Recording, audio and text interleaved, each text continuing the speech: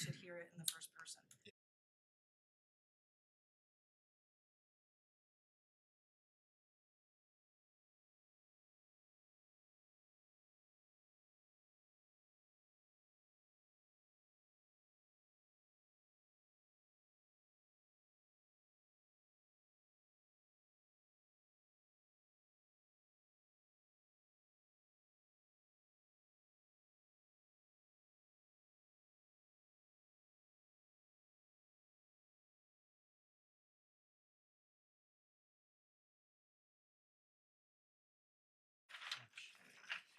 We're at 6:30.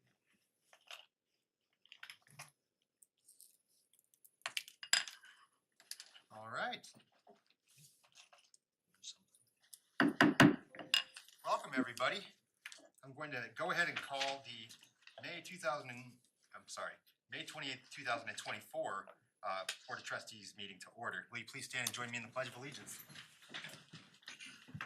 I pledge allegiance to the flag of the United States of America and to the republic for which it stands, one nation, under God, indivisible, with liberty and justice for all. Thank you. Clerk, will you call the roll, please? Mayor Karsbeck. Here. Mayor Pro Tem Murphy. Here. Trustee Albrecht. Here. Trustee Wing. Here. Trustee Ayers. Here. Trustee Kurtz. Here. Trustee Hardy will be absent this evening. Thank you, Clerk. Next on our agenda is citizen participation. This is for anyone in the audience tonight that would like to speak to anything that is not on tonight's agenda. So on tonight's agenda, we have the sustainability planning scope and the residency restrictions for registered sex offenders. I'll open those both up. So if you'd like to speak to anything else, and we have one signed up, and that's Mr. Mike Kelly. And Mr. Kelly, even though we have your address, if you could state it for the record again. Thank you. Absolutely. My name is Michael Kelly, address 2510 Empire Avenue, Loveland, Colorado. My family and I recreate here. I coach a lot of kids out of Berthoud. The Rise Bakery is actually one of our sponsors for our football squad. You should go there. If you haven't been, you need to. You're doing yourself a disservice. But since I've only got limited time, I wanted to speak on the cost of living. First of all, I thoroughly enjoy public speaking, so you probably see me in here quite often. Cost of living. As a Loveland resident, I can tell you the cost of living has gone up. They had to increase taxes, and they're trying to increase taxes again to support all the fire department stuff, all the school stuff that's going on, all the public service and utility stuff that would have been funded through other means. So the taxes, the cost of living is going to go up for all your constituents in the near future unless changes are made. The people that are sitting here are the ones that can make those changes and those decisions, but cost of living has gone up in where I live, and it's about to go up here for a lot of families that I coach and mentor their children. I love Berthoud, and I regret moving to Loveland originally when I moved there. I hate moving, so sorry, I'm not right now, but thought about it too many times to count. I love your town. I hope that you guys will see that decisions you're going to make in the near future are going to impact the cost of living of all the people here, the people that have been here for generations, who started and founded this town and built it, not the people that are coming in from out of state with deep pockets. That's all I have for you tonight. Thank you. Thank you very much, Mr. Kelly. Clerk, is there anyone online by chance? There is not, Mayor. All right. We'll end the public comment, and we'll move on to consent. The trustees like anything removed from consent. Is there a motion to approve consent? So moved. All right, who was that? Okay. Trustee Ayers has moved on this. Trustee Kirk has seconded it. Clerk, can we have a roll call vote, please? Trustee Wing. Yes. Trustee Ayers. Yes. Mayor Pro Tem Murphy. Yes. Trustee Albrecht. Yes. Trustee Kurtz. Yes. Mayor Karsbeck. Yes. All right, thank you. Consent is approved. Next, we'll move on to the sustainability planning scope. We have Mr. Brian DeWoy in the audience tonight. Thanks for staying around. Makes my life a lot easier. Good evening, Mayor and Trustees. I'm here tonight to talk to you about the Sustainability Action Plan. I'd also like to thank you for your patience since staff has taken a little while on getting this ready to go for you guys. Some quick background information. Okay. Just run through some quick information about where, the process up to this date and the goal for this plan.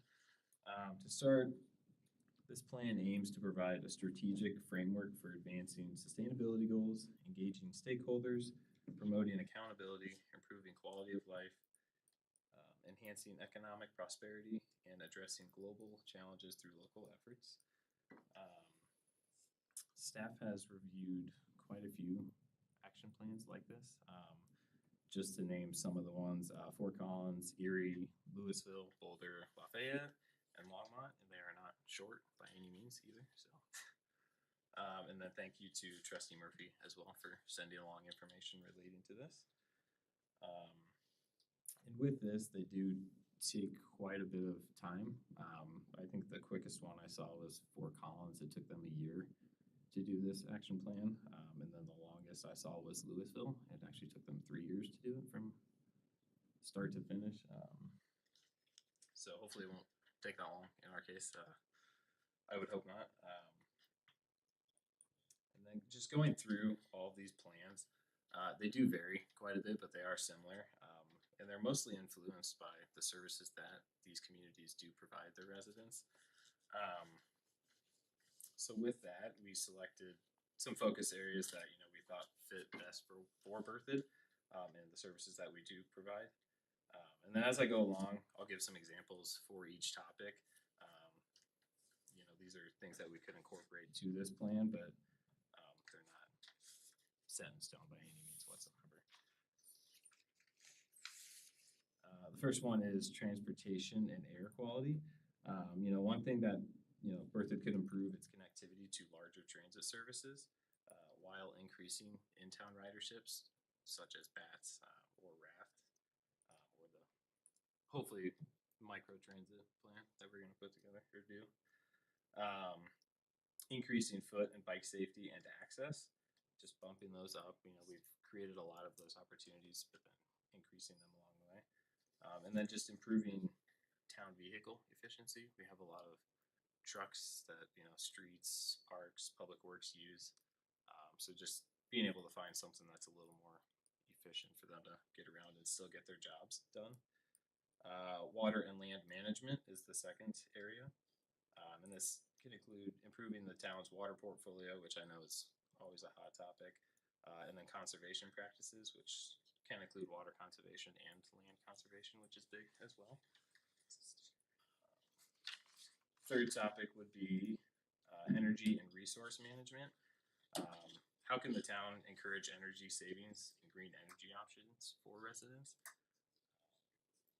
Identifying Berthoud's most valuable resources. What is it? Is it people, a consumable like water or electricity, students and education, or is it outreach opportunities? Really identifying those and figuring out what makes Berthoud Berthoud.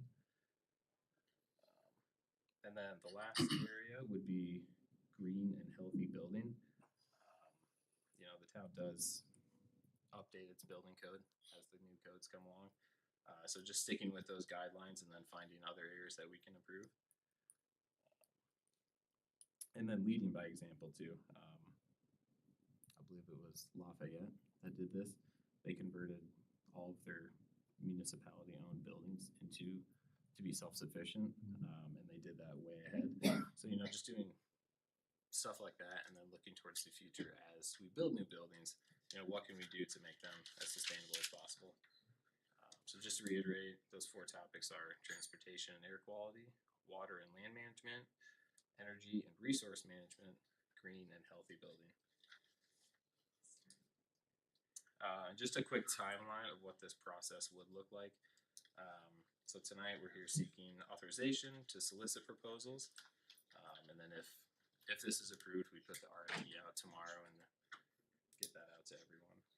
Consultants and firms will have until June 27th to submit responses or ask any questions relating to this. And staff would review any submissions the week of July 1st, which would be a short week, busy week. And then with final recommendation to the town board and selection to be selected by July 23rd. A few other steps in there would be noticing each firm or consultant by July 8th, whether they made the cut or not. And then if necessary, we would do interviews with those firms to decide who would be the best fit, July 15th and 16th. But those steps aren't always necessary if, there's a clear choice out there that we feel.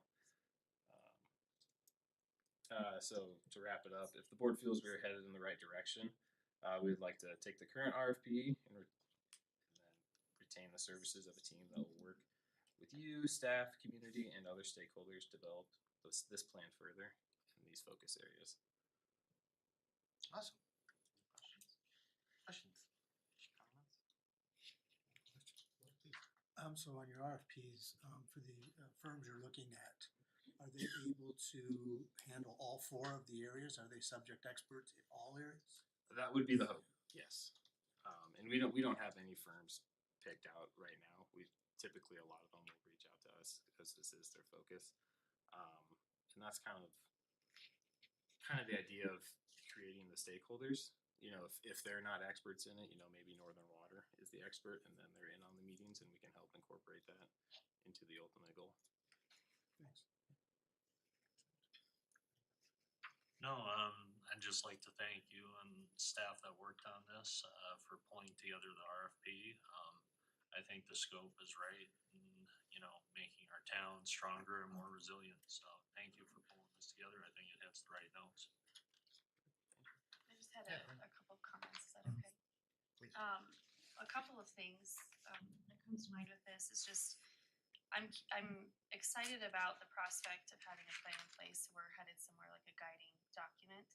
But I am curious to see how we flesh out what our valuable resources and what we define as sustainability, because I think that's gonna be different for each citizen on what sustainable means. Like if we, for example, some of my concerns are if we implement things that are deemed as more efficient, but it's gonna cost more to the citizens, that may not be a sustainable way for them to live.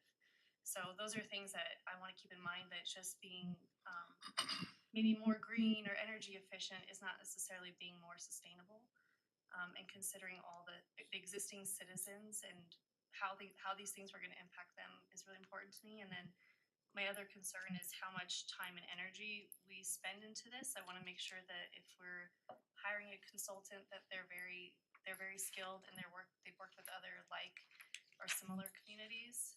Just because if we spend, I feel like a lot of town resources on this project, it's gonna pull away from maybe some of the smaller projects that have been on the line for a while that we're waiting to see fulfilled. And so I just wanna keep that in mind as we move forward, that this is a very big document and we might be able to take chunks at a time, but I wanna make sure it's not pulling away from other existing projects and coming at a high cost to the existing citizens, if that makes any sense.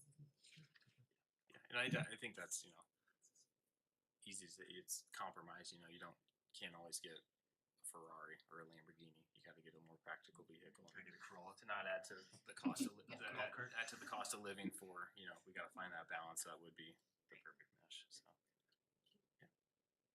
Great, I'm gonna open it up to the public. I promised that earlier.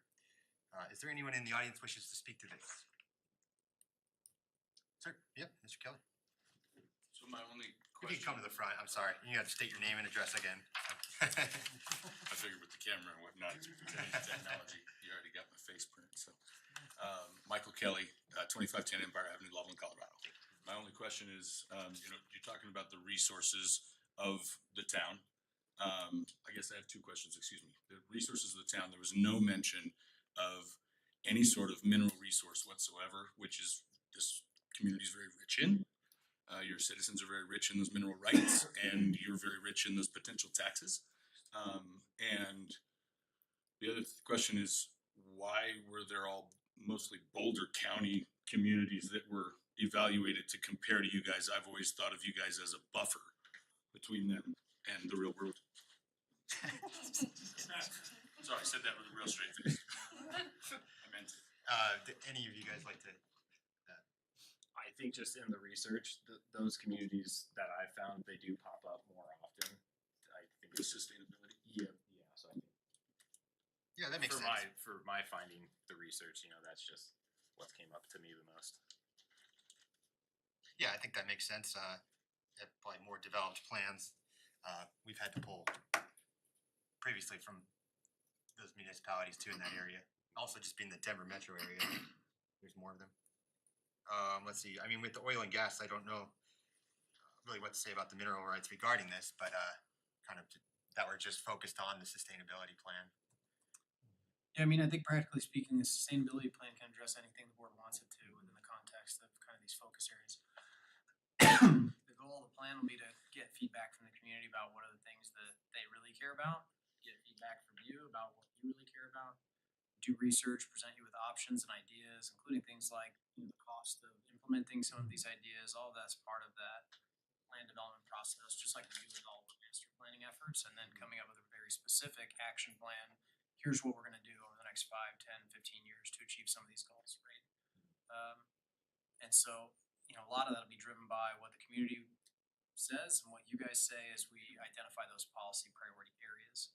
When we hire consultants, you know, it's garbage in, garbage out, or it's grade in, grade out, right? And so, the amount of feedback that we give them and the amount of direction and guidance that they get, the better plan we'll have as a community. So we'll want a lot of public input, we'll want a lot of board input, other key stakeholder input, to ensure that there's a solid, useful plan in the end. Does that make sense? I know it's kind of a long roundabout answer, but. Yeah, I think I see your points here, and a lot of this will be guided by board and public input. Yep.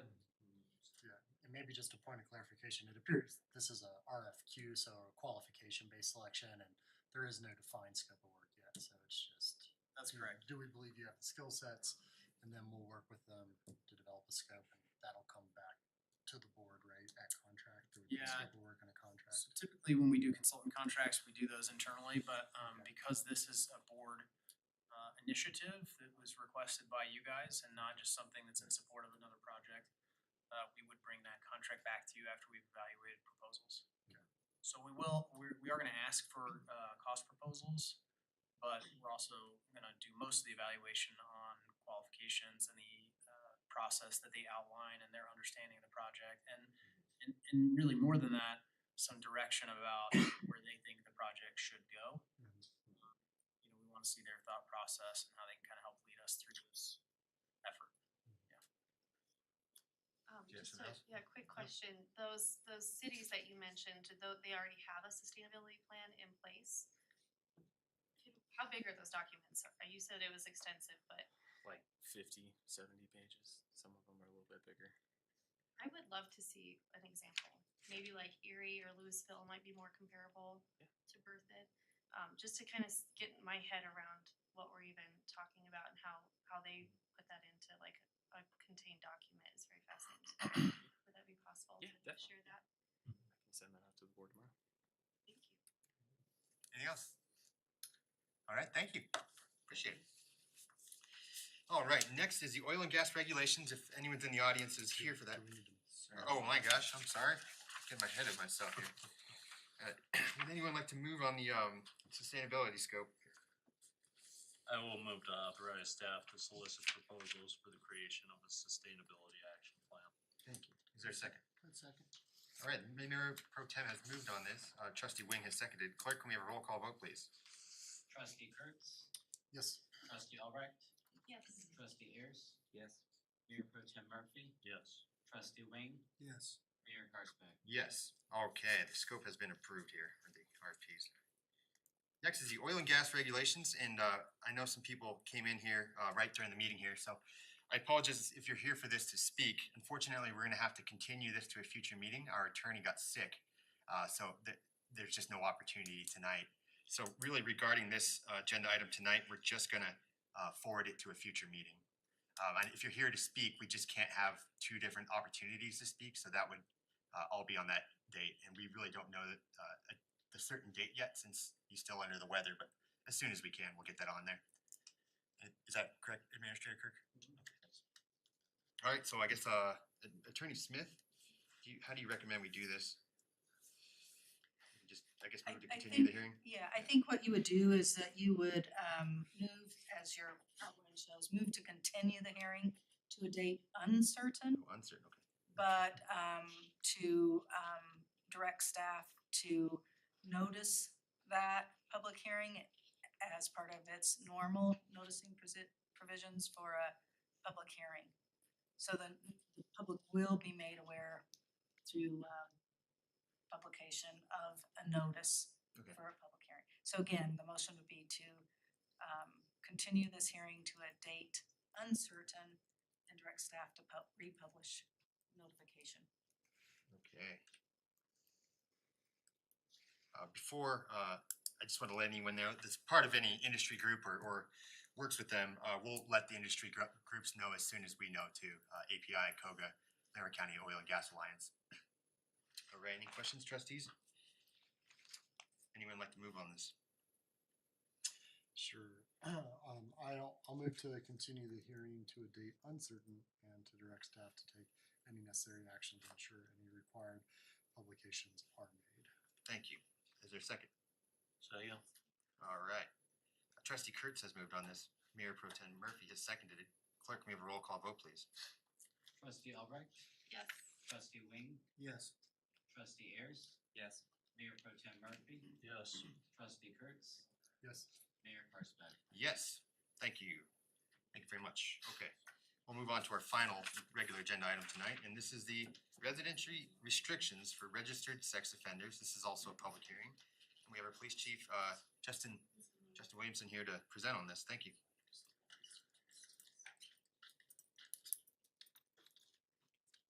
Good evening, Town Board Mayor. We're here tonight to introduce to you ordinance 1339, an ordinance to restrict residency for registered sex offenders. We're requesting the distance restrictions within the town of Berthoud from designated locations, including within 1,000 feet of schools, parks, playgrounds, licensed child care centers, recreation centers, swimming pool. It would also restrict registered sex offenders from residing at properties immediately adjacent to school bus stops or trails, so anything that was borders those areas, and not require them to be within 1,000 feet. This came about after another local jurisdiction encountered an issue with a company wanting to operate a multi-sex offender group home types in a local residential neighborhood. So that jurisdiction enacted an ordinance to prevent that from happening, and keeping in line with some of the other local jurisdictions that have done the same. We're requesting that the town do the same. Firestone and Greenwood Village both have those. Greenwood Village has had one on the books since I believe 2006. It has been challenged legally, and they have adopted different language, which is still currently on the books. Any Great. questions? Thank you. Is there any questions for Chief? Can I just ask, is the language directly from Greenwood Village's ordinance? Ordinance? I believe so. Staff was the ones that created the ordinance language, so I believe that is correct. Point of order, it's from Inglewood's, Okay. and it is, Inglewood, as sorry. the chief said, that ordinance was taken the challenge of that ordinance was taken to the Colorado Supreme Court, and it was upheld. Okay. So that was really the impetus for using it as the model. Good question. Thank you. Are there any other questions for Chief? I have a All right, quick trustee Harris. clarification question. This is for housing and dwelling units. This isn't for any sort of, I guess each individual would also be limited based on whatever restraining order might or might not be put on their person. Is that correct?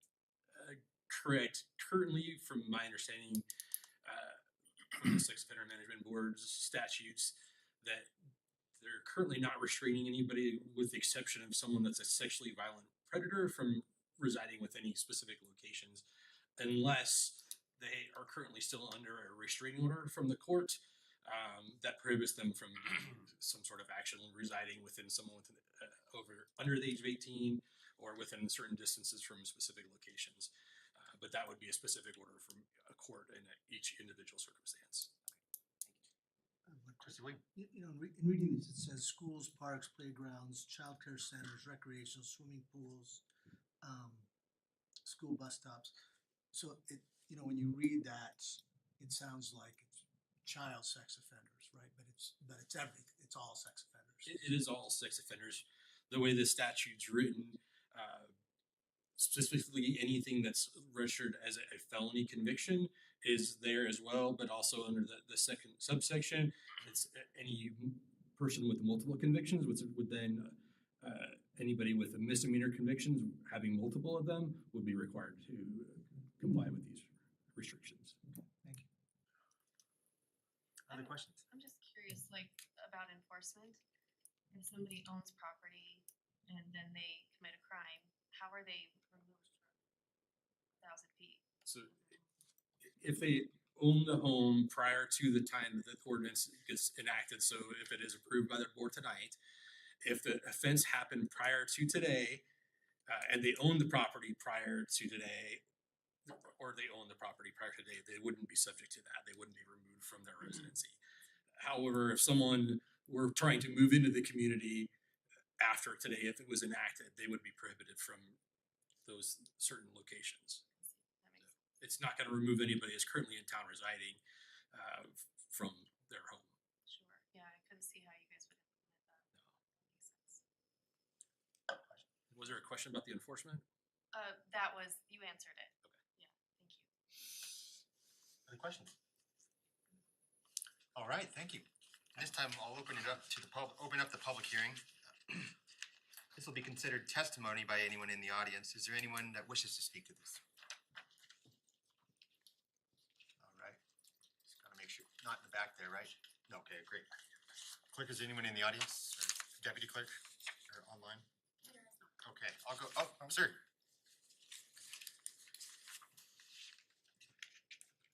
I think I can write down your whole address, Lynn.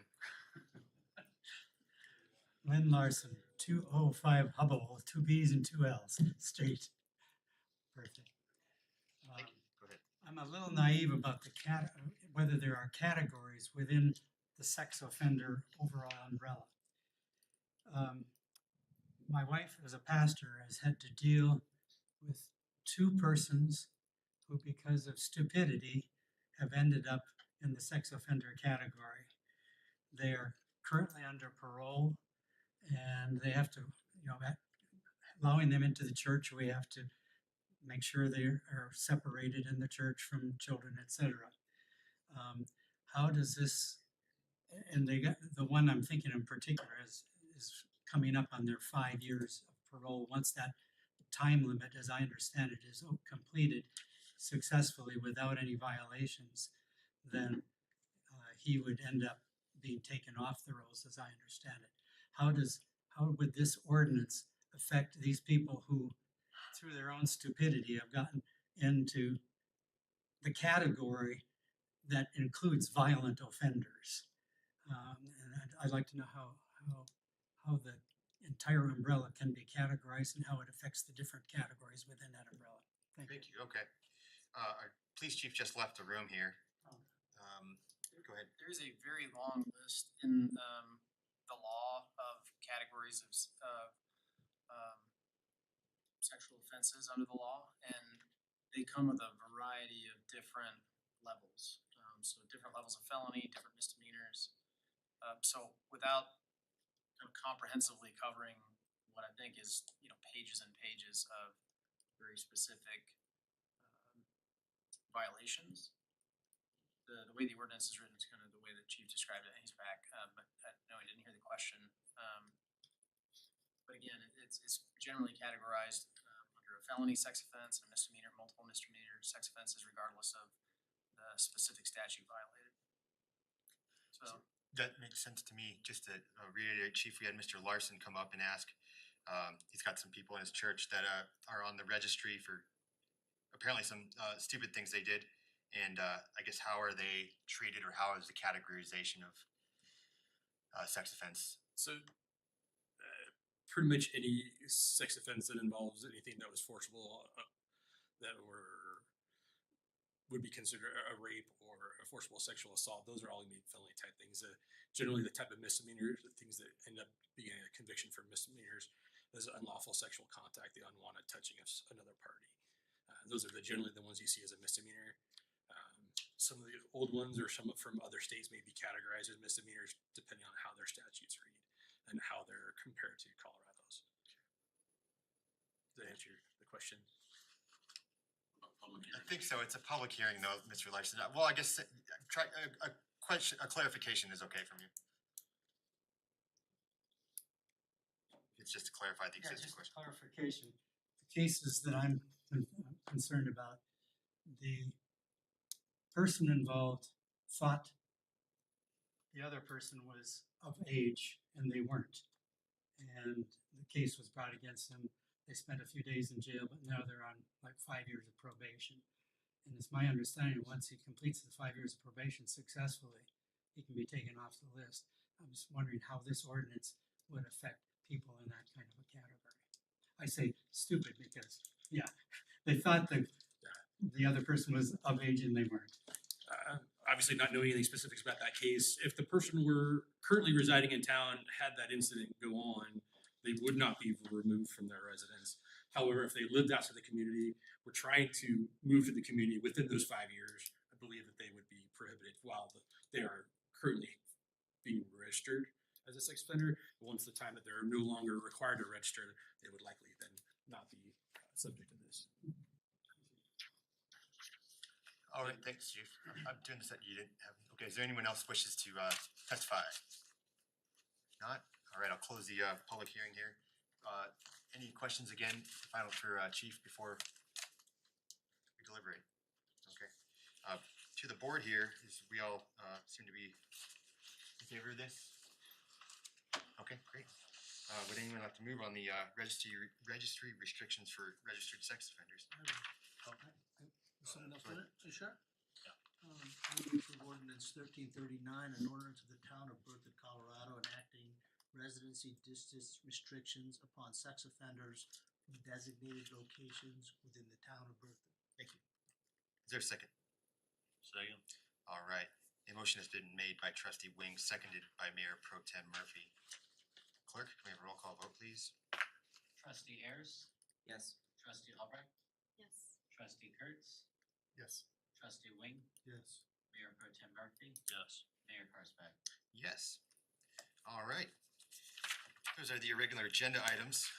We'll move on now to our reports, and we'll start off, let's go left to right this time.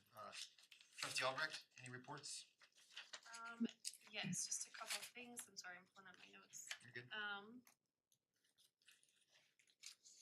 Just an administrative request, and let me know if you guys are in support of this, but I've had a couple people ask how they could get a hold of us and email us, and I direct them to the website with our contact, and someone just mentioned that cities like Loveland and other cities have an all-inclusive email that they can email the entire board at one email address, and I think that might be more efficient time-wise for people to be able to get a hold of all of us through one email, and so I just wanted to see if there was agreement and if that was something that staff could implement so that people could have more direct and quicker access to us.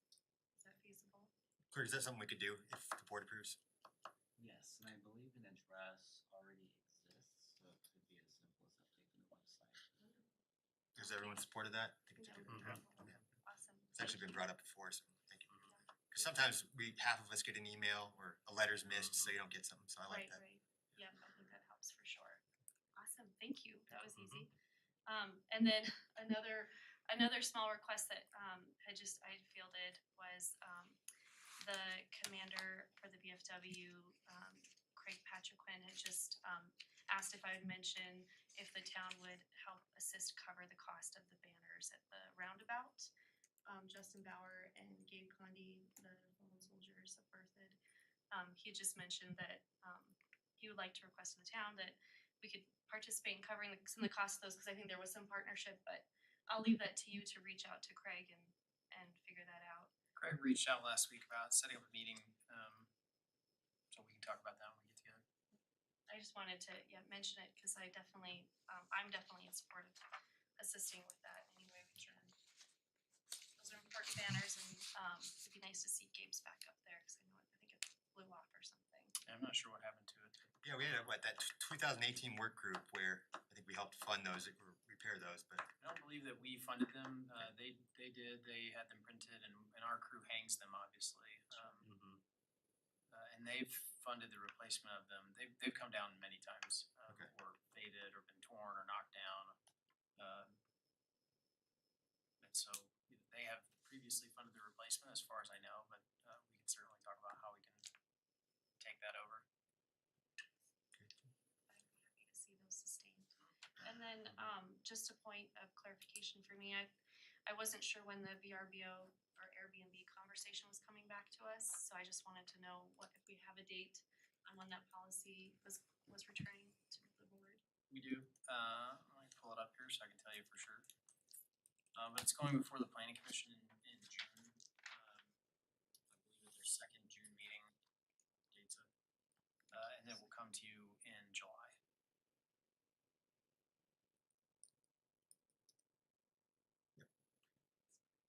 You know, probably early, late July. Almost there. Here we go. Oh, sorry. No, you're good.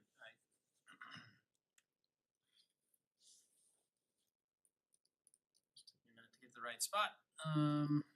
So next dates, we expect.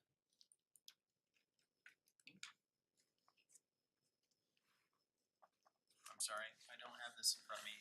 It should be the third Thursday of June for the planning commission and the first Tuesday in July for July 9th. Great, thanks for bringing that back up. And May.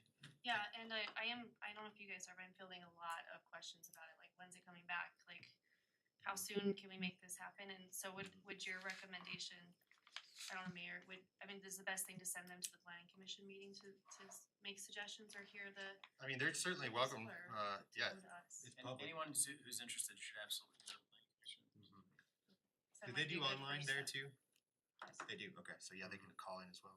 And you said that was the third Tuesday in June, the planning commission?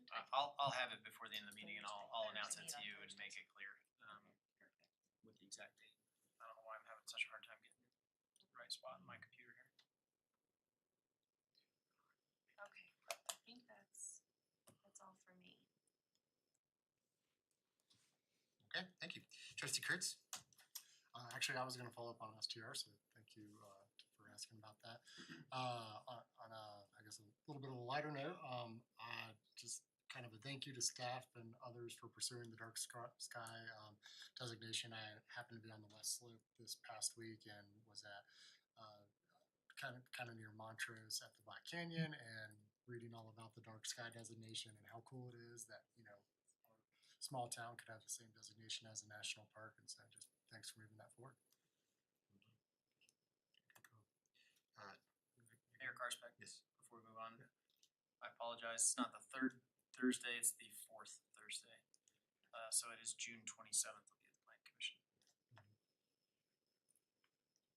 else?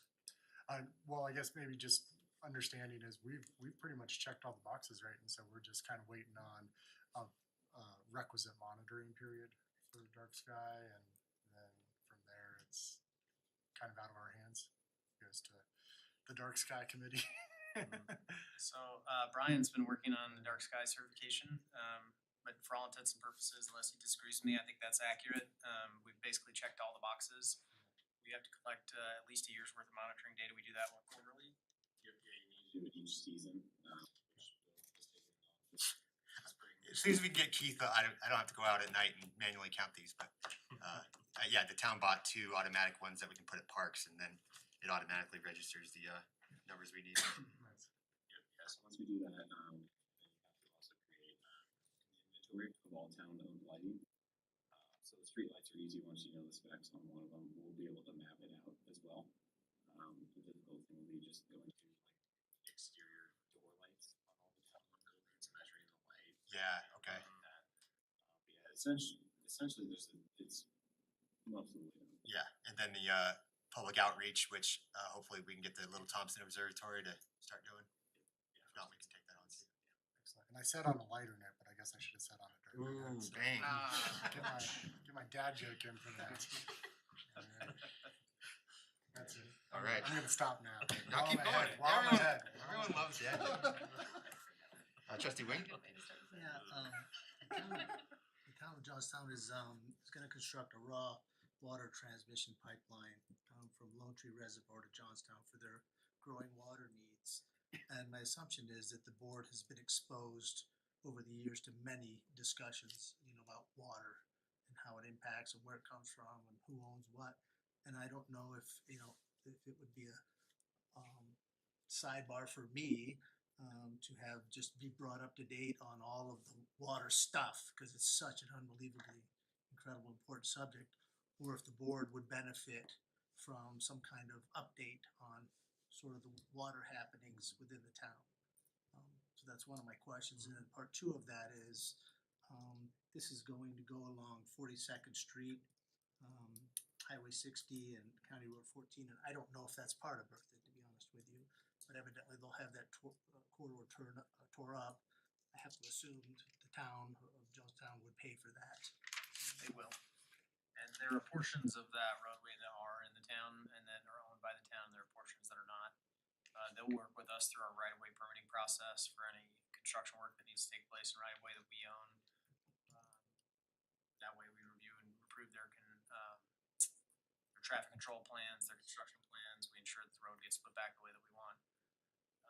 And in addition to that, we've been talking to them about some collaborative infrastructure sharing and some redundant hookups and things like that. So Ken Matthews, our utilities director, communicates with their utilities team. Has talked about some collaborative arrangements that we may bring to you if some of those start to pan out.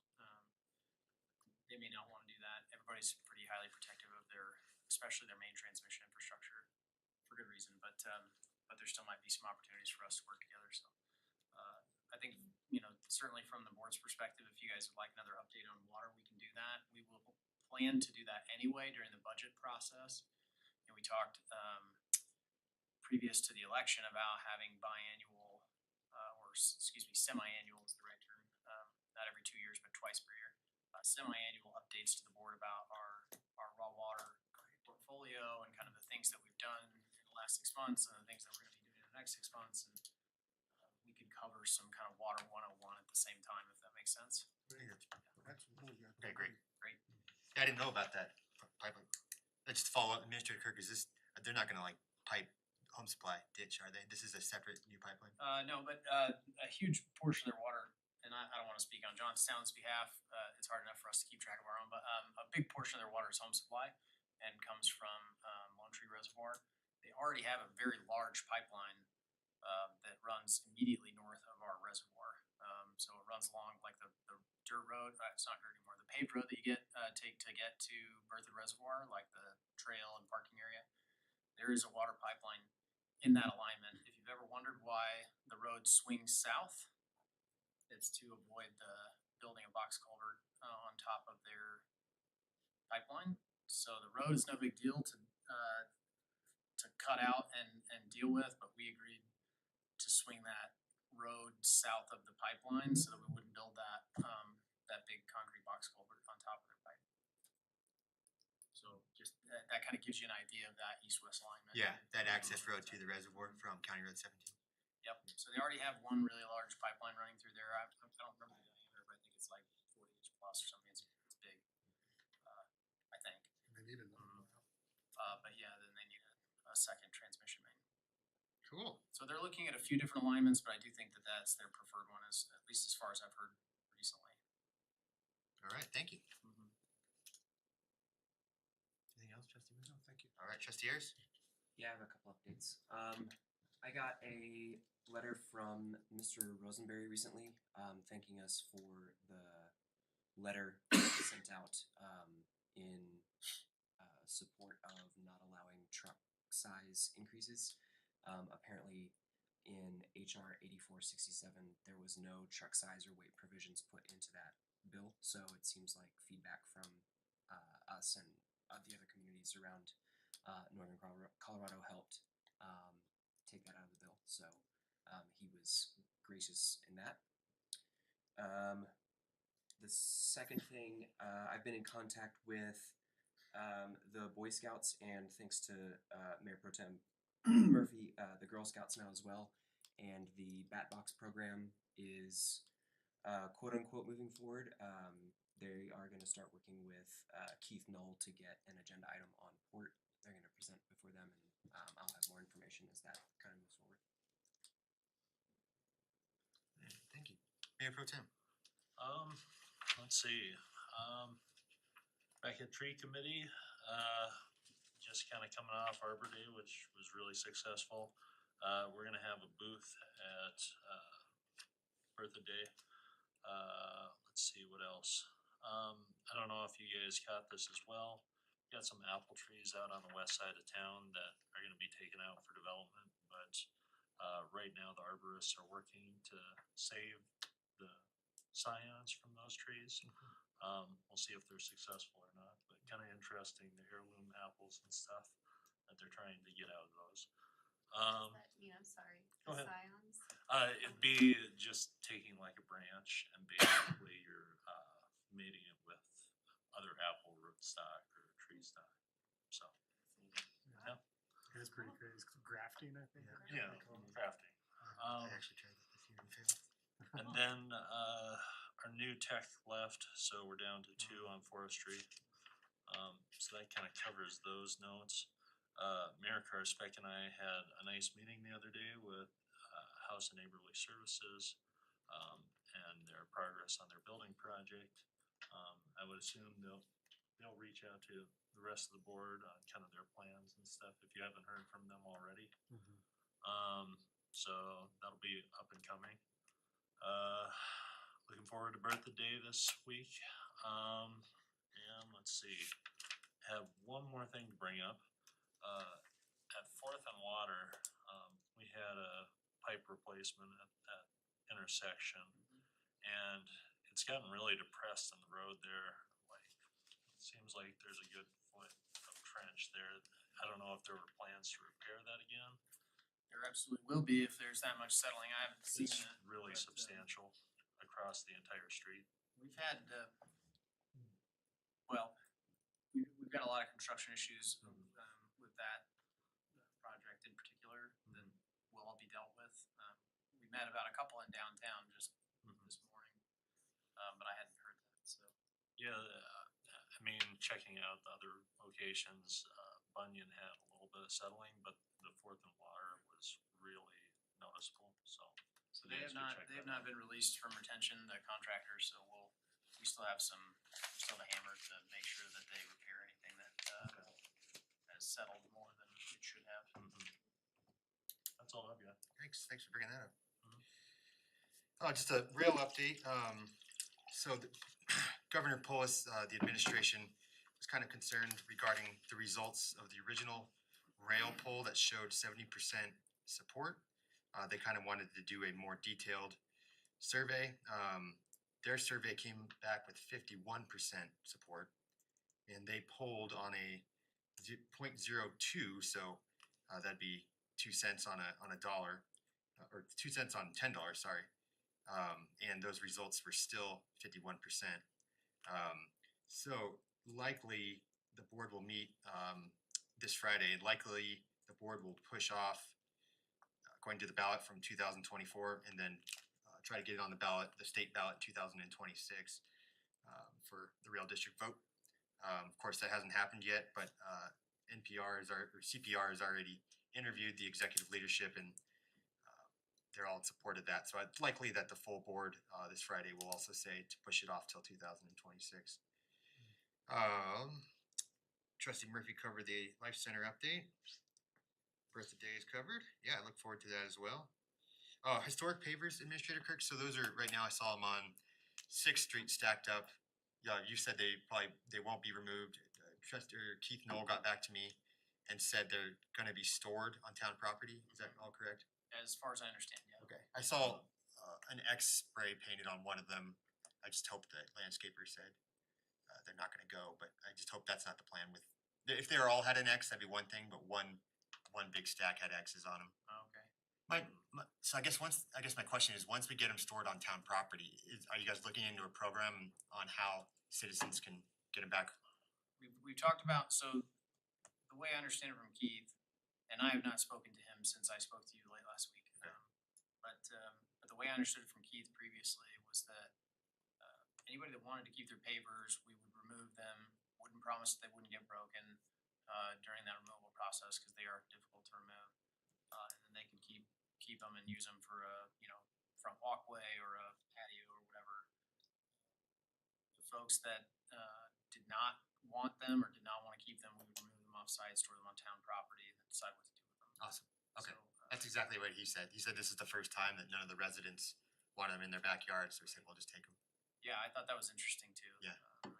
I knew that we'd had a lot of folks who said, no, we're good, take Yeah. them out, we don't want them. I mean, yeah. So, you know, we could reuse them in town projects, we could reuse them, I thought you had a great suggestion, which was reuse them for people who do wanna keep their sidewalks, but that have broken pieces, any of the larger pieces, we could kind of recycle back into those stretches, so that'd be great. that'd be a simple thing for us to do, especially in the context of when we're doing that sidewalk replacement, or when they're doing that sidewalk replacement in conjunction with our project. It'd be really easy for us to feed them kind of the bigger pieces to replace some of the ones that are broken up into little pieces that are really Awesome. Yeah, and if that doesn't take them all out, I'd imagine the Historical Society, in fact, I do know they have some interest too, if we can't get them all out. Parks would be fun too. Yeah, that makes so. sense. Cool.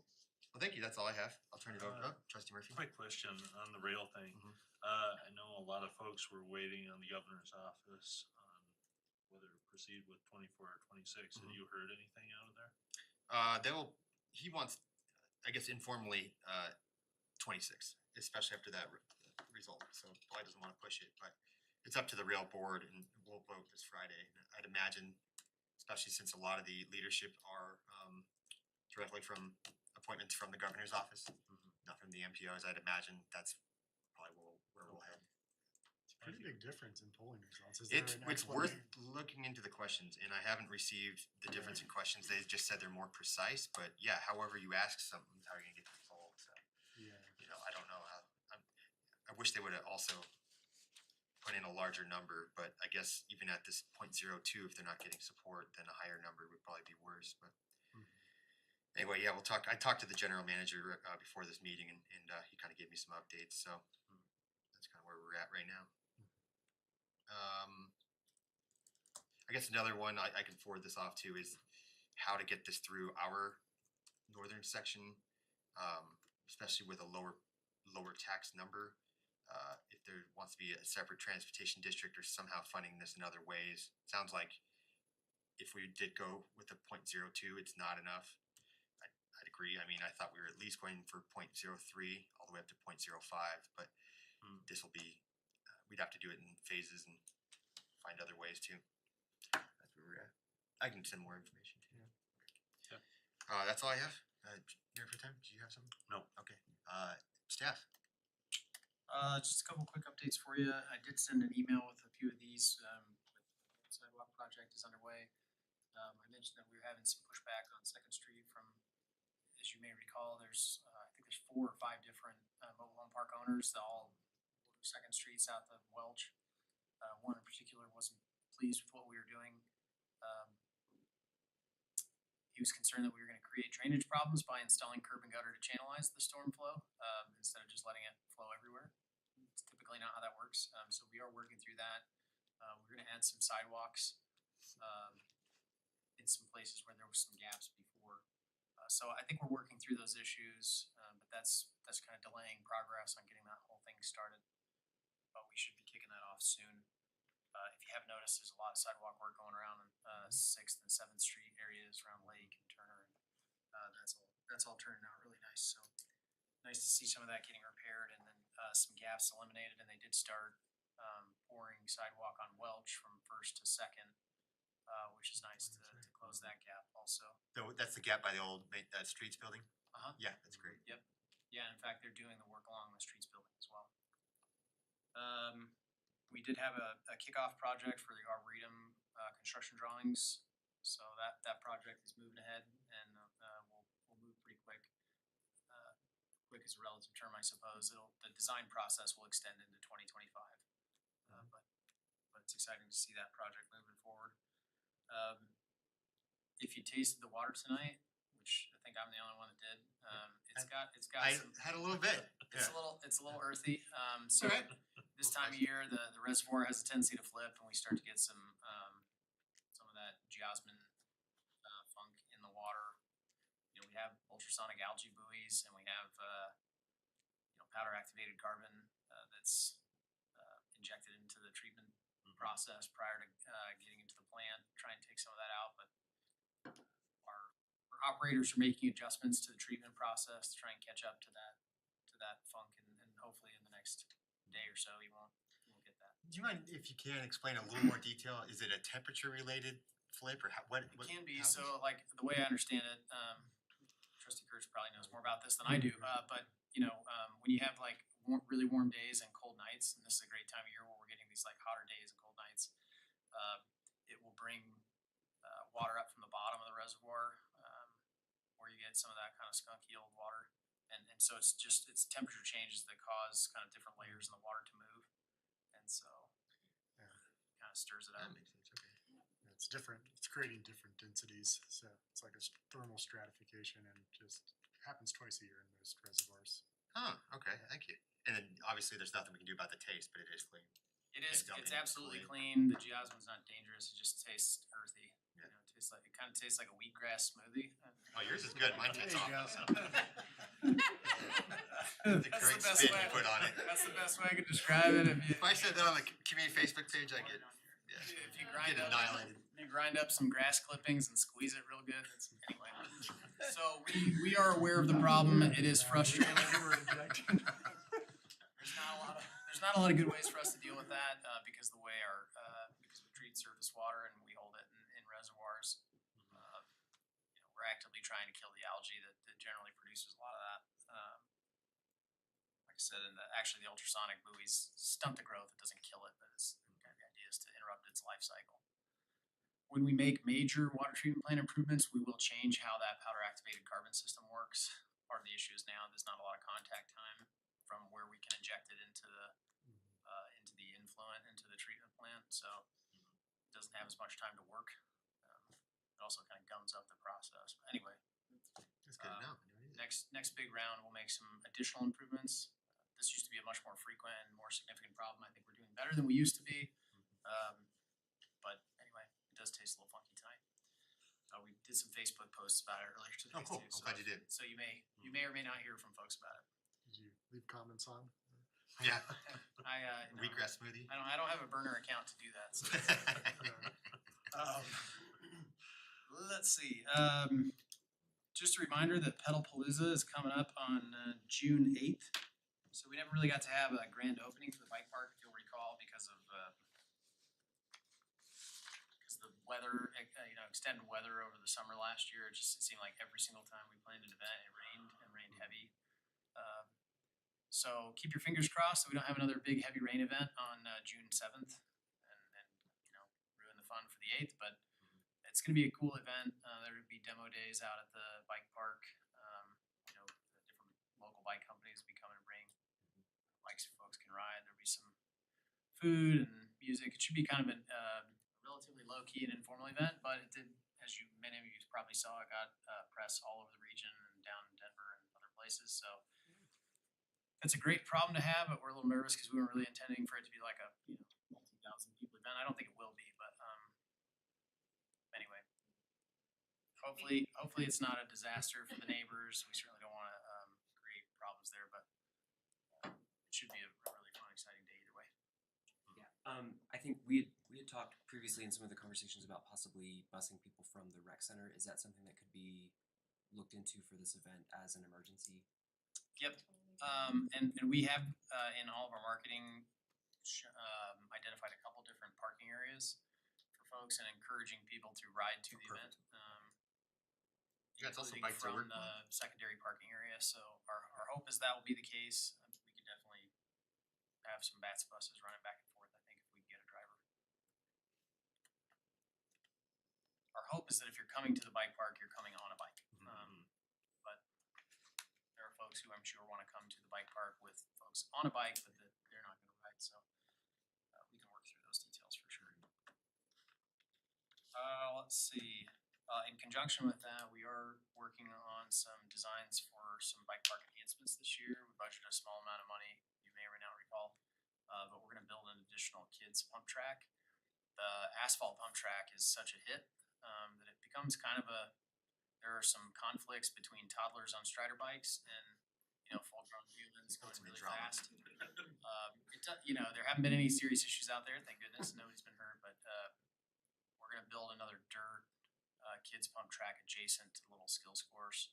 And it'll have some additional skills features. We're also gonna install some more shade, close to the bike, to the pump track, so you don't have to go all the way down to the middle of the park, if you wanna sit in the shade. Oh, great. So that'll be exciting to see some of those happen this summer. In conjunction with the rail conversation, we did meet with the economists that are doing some economic analysis for us on the benefit or the loss associated with a train station being constructed in town or not. They've done some great research. It's tough to find a lot of good information about the negative impact that not having a train station can have. A lot of that's anecdotal. But interestingly enough, one of our economists that's working on the project is originally from a small town in New Jersey, where the train came and went to the town adjacent to it, and home values skyrocketed there. And obviously, there was New York City's a little different. Trying to get into New York City for work is a lot different than maybe commuting down to Denver or taking a train down to Colorado Springs or whatever. But she did have some actually kind of unique experience and was able to pull some data information about kind of changes in those communities over the years since the time that was installed. So hopefully we'll have some That's perfect. some useful data to share as that station siting conversation continues. Do you remember the name of the town? I do not. I've only been in New York City once, and it all just seemed like the same place, even though there's like 100 different unique locations. So yeah, no, I couldn't tell you.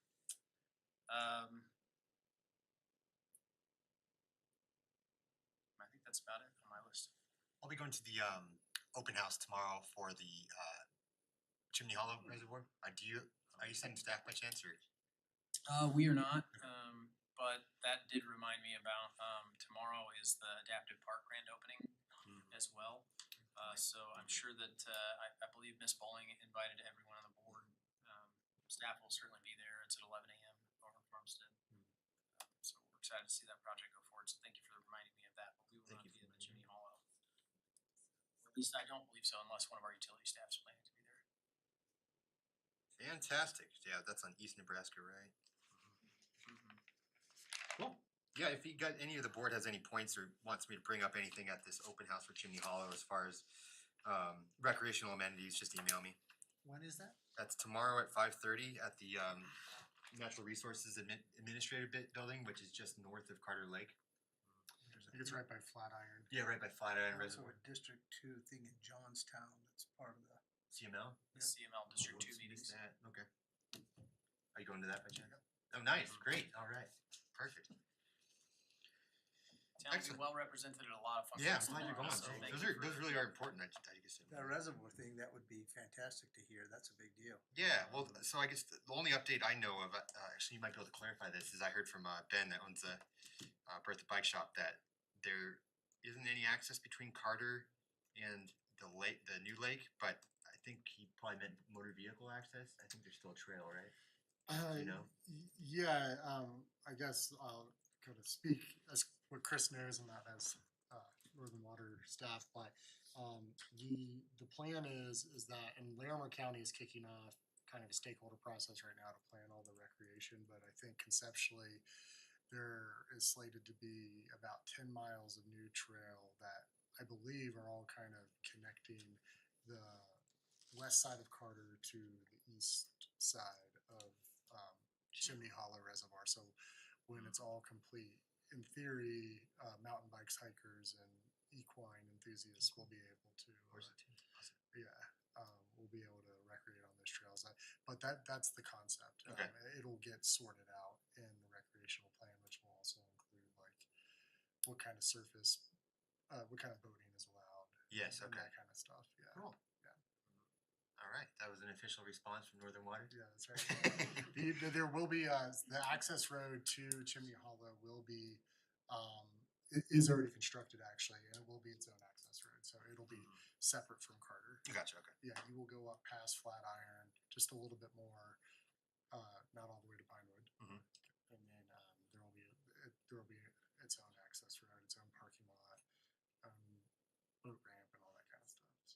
Awesome. Yeah. Very cool. All right.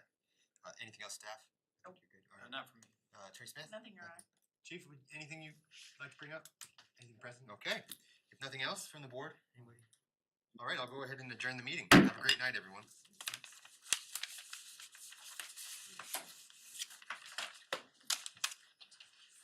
New Jersey has so much rail through it already, there's trains everywhere, that's why.